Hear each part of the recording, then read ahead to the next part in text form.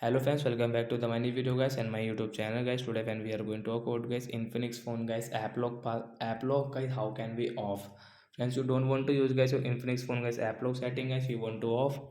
So then how can you off it today friends? I will show you, I will tell you guys. So friends, first of all open your phone setting to turn off guys your Applock.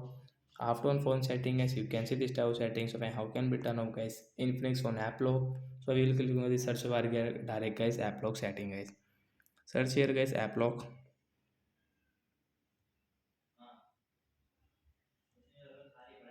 So friends, Applock guy, we will tap here search and we will search here guys. Oh guys, with no settings. So guys, don't worry guys. You can guys click on guys your phone security and guys again scroll Applock, tap here. Friends, draw your pattern and friends click on guys the setting option. Tap here. Guys, you can see enable Applock. Tap here and turn off. So friends, you can see Applock below guys. Now guys, you want to use, you will have to set up.